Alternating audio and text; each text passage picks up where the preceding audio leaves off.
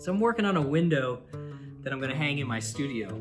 And on it, I have words. It says, everybody, every human being has the obligation to contribute somehow to this world. And these are the words of a friend of mine, a dear friend of mine named Edith.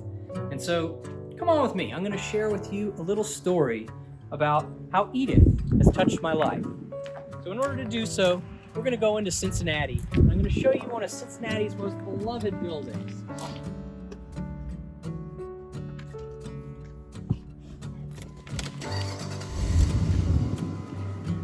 A couple of years ago, Cincinnati's Union Terminal underwent an enormous renovation.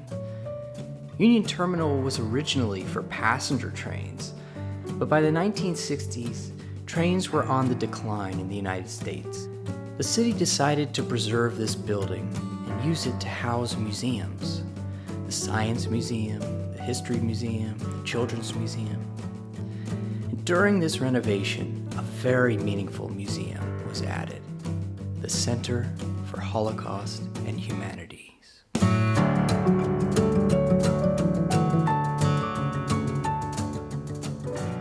When I heard that the Holocaust Museum was moving to Union Terminal, I thought this would be a wonderful project to try to be a part of. And so I contacted them and asked, could I create something for you guys? This is signed by the late, great Maya Angelou. And she's the first person who actually taught me that I could adopt someone, either as my child or my parent or grandparent. And so the story I'm going to share with you today is about a woman. So come on in. Let's go into the Union Terminal.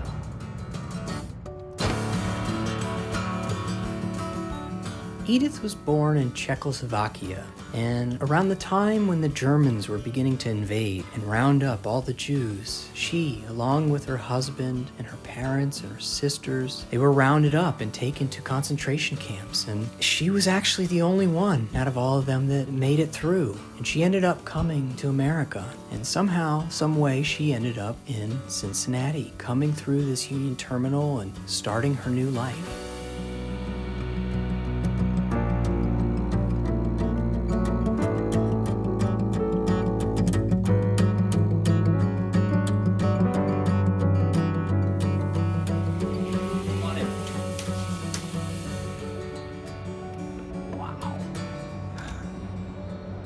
It's hard to imagine what it would have been like getting off of a train and coming into here, starting your new life, seeing the color, seeing the movement. You know, at one point this was taxis, motor coaches were driving through here, and just the whole idea, the whole concept of having to leave your home very fast and come to somewhere new.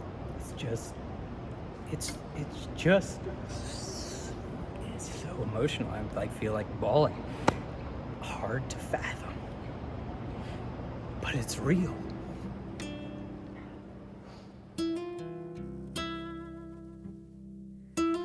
I don't understand the complexities of this nation or agree with the contradictions of its history, but I certainly can identify with being an American. And as we look at these murals, as soon as we enter the building, it's obvious that a lot of these portraits, they weren't free. They were being pushed to go somewhere, to be something, to do something that they weren't.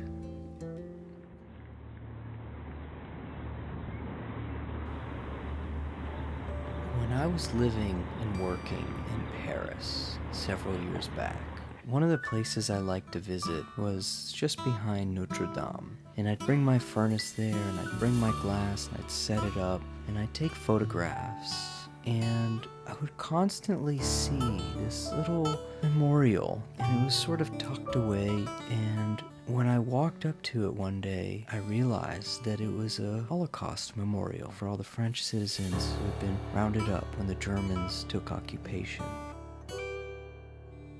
As I walked down these steps to to enter into the Holocaust Memorial. It reminds me of walking down those steps in Paris. These are actually documents of different survivors that actually came through this building.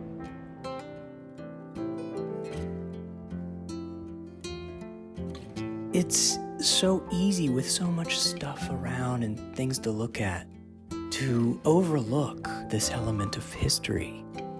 But it's so important to remember so that we never repeat it again. This became a donor wall. When I first started making the tears, I called these things tears of joy.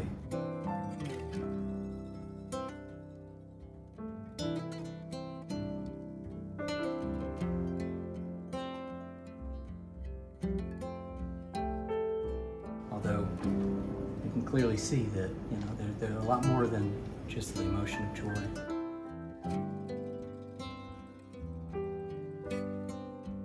And it was when I was in Paris when I started doing all those pieces on the river, right next to the cathedral, and noticing that memorial that they had made for all of the French Jews, that I started to realize I needed to make these tears much more than just tears of joy.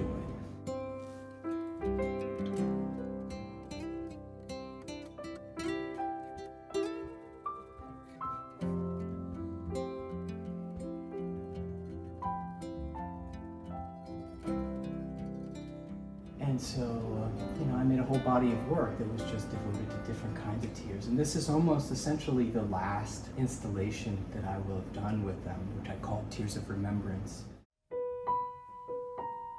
I first met Edith at the apartment building that my grandmother lived at.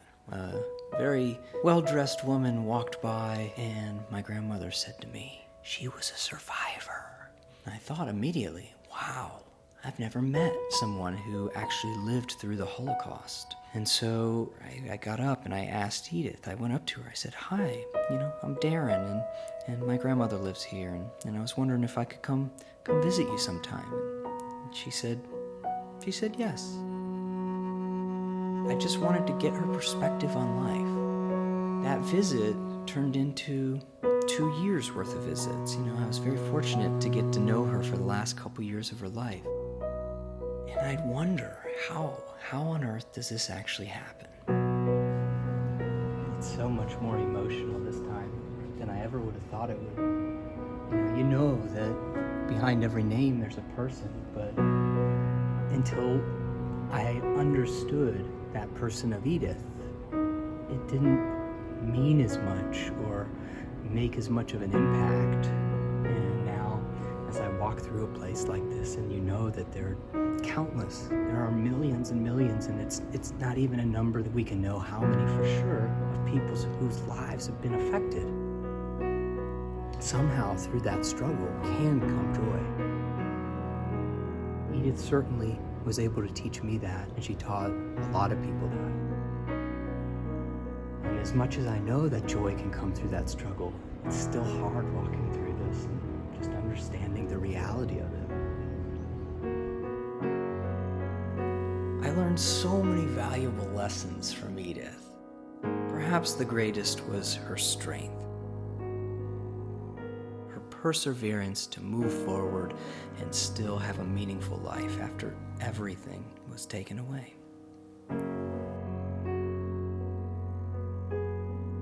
One thing she would always come back to, she would walk across the room and she would pick up this frame and she would bring it over to me and she would show me this big family that she ended up making. Even though she lost her sisters, her parents, she lost everything. She came to America and she rebuilt. She ended up finding someone that actually had gone through the same thing. And I could just feel her sense of strength through that. And it just really helped to inspire me to try to carry on that strength. And even though I'm doing it in a totally different way, it's metamorphosing those words and those teachings in a new way that I can share with someone else. What I learned through getting to know Edith was that sometimes the most horrific experience must happen for us to become who we need to become so that we can help others heal, grow, to continue to contribute as meaningful people in this world that we live in. And so it surprised me to see that flag hanging and to feel the charge inside my body that said, wow, I am glad to be here. I am glad to be alive in this country. And I am glad to be able to share what I have been given, these gifts of being able to make glass, make music, poetry, whatever we want to wrap it up and call it, artist, essentially, and be able to give it away. To give it away.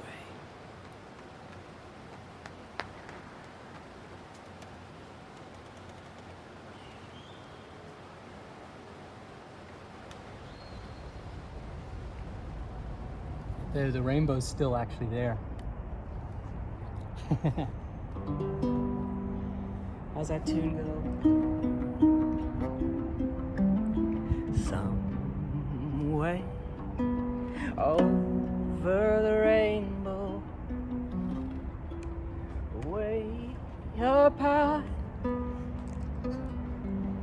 there's a land that I heard of once in a lullaby.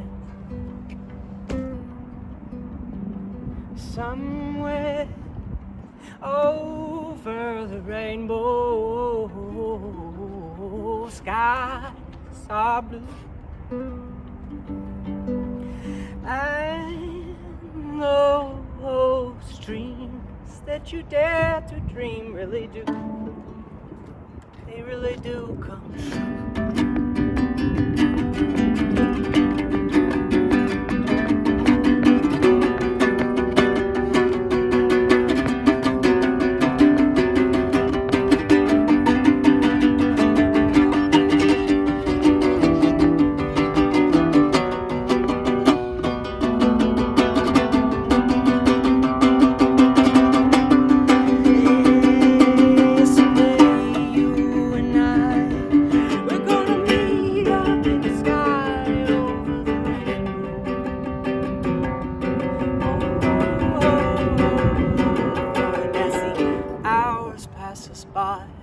I will continue to live my life and give thanks to the light in the sky. Oh, for the rainbow. Oh, for the rainbow. Oh, for the rainbow. Oh, for the rainbow.